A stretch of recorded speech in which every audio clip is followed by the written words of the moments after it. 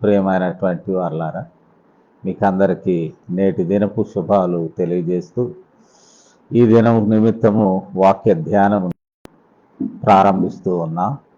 ఈ దినమునకై ఏర్పాటు చేయబడినటువంటి వాక్య ధ్యానము పరిశుద్ధ గ్రంథంలో నుండి అపోస్తుడైనటువంటి పౌలు తిమోతికి వ్రాసిన 2వ పత్రిక. అపోస్తుడైన పౌలు తిమోతికి రాసిన 2వ పత్రిక 1వ అధ్యాయము 7వ వచనం. 1వ అధ్యాయం 7వ వచనాన్ని మాత్రము నేను చదివి వినిపిస్తాను. 7వ వచనం. దేవుడు మనకు శక్తియు ప్రేమయు ఇంద్రియ నిగ్రహము గల ఆత్మనే ఇచ్చను గాని పిరికితనము గల ఆత్మ ఇయ్యలేదు. ప్రార్థన చేస్తాను. కృపగలిగిన తండ్రి, మాతో మాట్లాడమని వేడుకొంచున్నాం. ఈ దిన మా ఆత్మిక జీవితానికి కావలసినటువంటి మీ తలంపులు మాకు ప్రసాదించమని క్రీస్తు వారి శ్రేష్టమైన నామములో ఈ విన్నపములను వేడుకొంచున్నాం తండ్రి. ఆమేన్. ప్రియమైనటువంటి వారలారా, చదవబడినటువంటి వాక్య భాగంలో 7వ వచనాన్ని 2వ తిమోతి పత్రిక 1వ అధ్యాయం 7వ వచనాన్ని నేను చదివి వినిపించాను. ఈ వచన భాగంలో మనం చూసినట్లయితే పై భాగంలో అంటే శాల్యుటేషన్ అంటే వందనాలు లేక గ్రీటింగ్స్ అయిపోయాక 3వ వచనం నుండి ఇంచుమించు 6వ వచనం వరకు the making of Timothy's personality, Timothy యొక్క వ్యక్తిత్వం ఏ రీతిగా రూపుదిద్దుకున్నో పౌలు తన మాటల్లో తిమోతికే తెలియజేస్తున్నాడు. ఒకటి, ఈయన యొక్క పేరెంటల్, మీ తల్లిగారు మీ అవ్వగారు వారిలో విశ్వాసం ఉన్నది, ఆ విశ్వాసం నీకు వారసత్వంగా వచ్చినది, విశ్వాసపు వారసత్వం అని అంటారు. రెండవది కృపావరాలు, నేను హస్త నిక్షేపణ చేసినందువలన నీకు దొరికినటువంటి కృపావరాలను నువ్వు ఇంకా కిండిల్దం, దాన్ని ప్రజ్వలింప చేసుకో అని తెలియజేస్తాను. ఇక next followed by 7th verse, 7వ వచనాన్ని మనం చూసినట్లయితే తిమోతి మనకు అనే మాట అంటాడు. మనకంటే అటు పౌలుకు, అపోస్తుడైన పౌలుకు మరియు తిమోతికి ఇద్దరిని ఉద్దేశించి మన అనేటువంటి మాట. దీనితో పాటు చదువుతున్నటువంటి ప్రతి ఒక్కరికి లేక ఆ క్లోజ్డ్ సర్కిల్లో ఉన్న విశ్వాసులకు అందరికి మనకు అనే మాట, నీకు అనే మాట అప్పటిదాకా నీకు ఇట్లా ఏర్పడి అని చెప్పి ఈ వచనం వచ్చేసరికి 7వ వచనం మనకు టుగెదర్ అంటే తిమోతికి, అపోస్తుడైన పౌలుకు మరియు ఆ వాక్య భాగాన్ని చదువుతున్నటువంటి ప్రతి ఒక్కరికి లేక ఆ విశ్వాసులకు అనేటువంటి మాట అని చెప్తూ పిరికితనము గల ఆత్మను ఇవ్వలేదు అంటాడు. పిరికితనము అనేటువంటి మాట, మరి ఆ పిరికితనం చెందినటువంటి ఆత్మ మనకు ఇవ్వబడలేదు.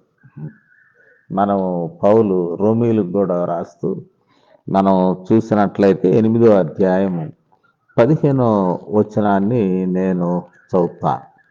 అపోస్తుడైన పౌలు రోమీయులకు రాస్తూ 8వ అధ్యాయము 15వ వచనాన్ని నేను చదువుతాను.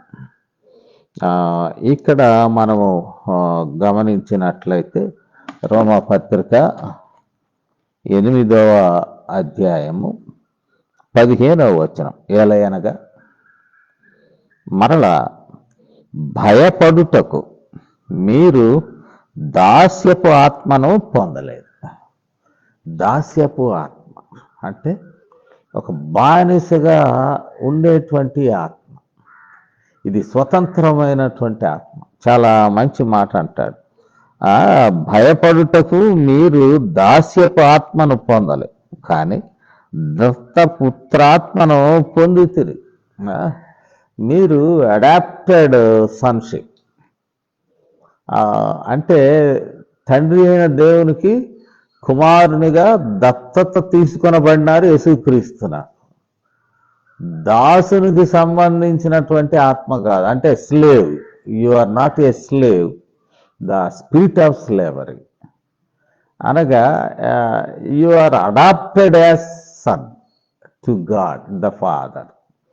ఈ మాట మనము గమనించాలి. కాబట్టి పిరికితనము పొందటానికి, పిరికితనము కలిగిన ఆత్మను పొందడానికి అవకాశం లేదు. దత్తపుత్రాత్మను, దత్తపుత్రునిగా ఉండడానికి, పుత్రికగా ఉండడానికి ఆహ్వానింపబడ్డాం. ఇందులో భయం లేదు. భయం ఎక్కడుందంటే దాసునిగా, as a slave, spirit of slavery అది ఉన్న వాళ్ళకి మరి ఈ పిరికితనం ఉంటుంది. ఈ లోకంలో మరి బానిసగా అలాంటి ఆత్మను కలిగిన వారికి ఈ పిరికితనం ఉంటుంది, భయం ఉంటుంది. కాబట్టి your call is entirely different. ఇక్కడ స్వేచ్ఛ అనగా బానిసత్వం కాదు, కానీ స్వేచ్ఛతో కూడిన ఆత్మను దేవుడు మీకు అనుగ్రహించారు.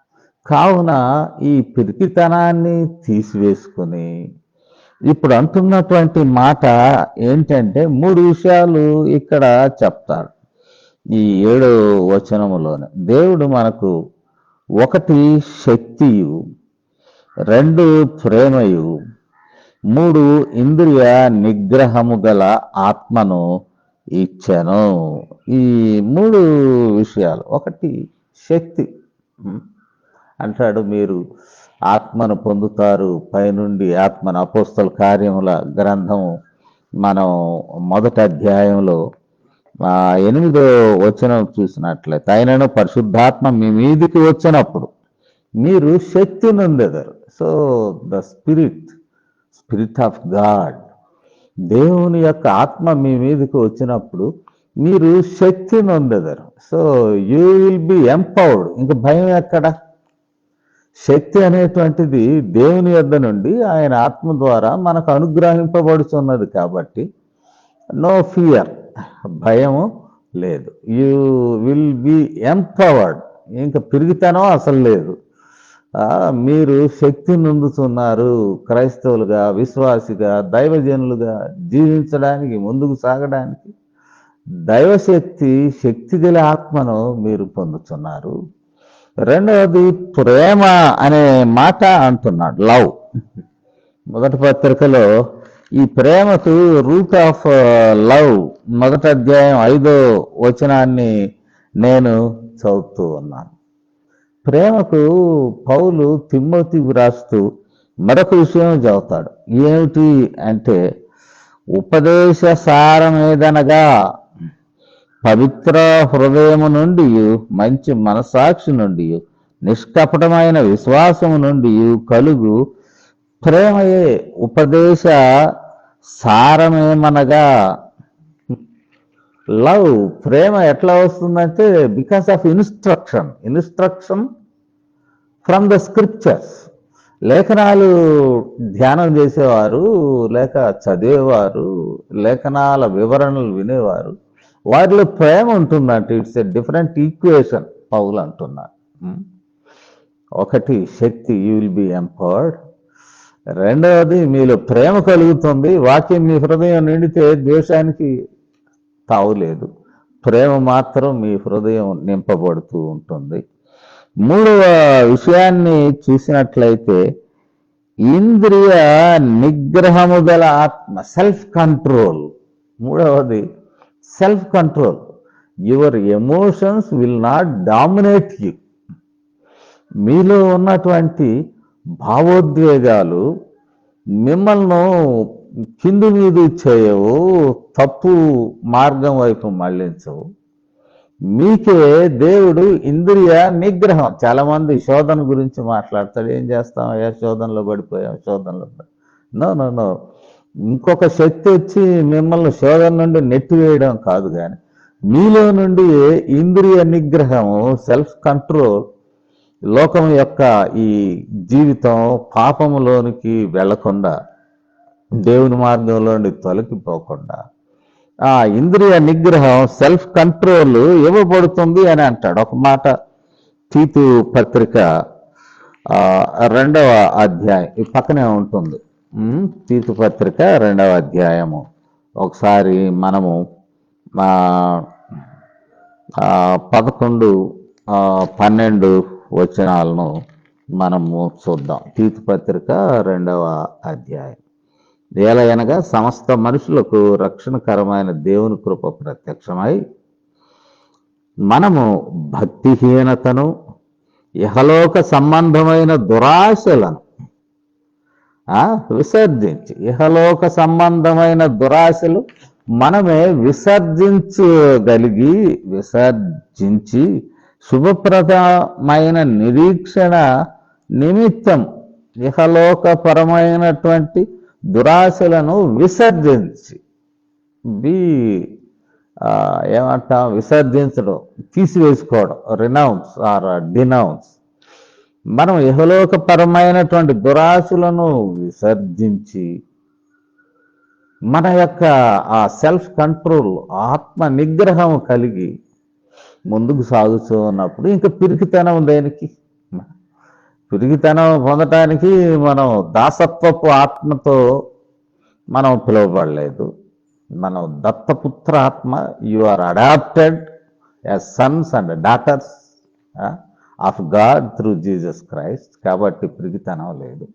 ఇన్స్టెడ్ వి రిసీవ్డ్ పవర్, దేవుని యొక్క శక్తి, దేవుని ఆత్మ ద్వారా వీఆర్ ఎంపవర్డ్.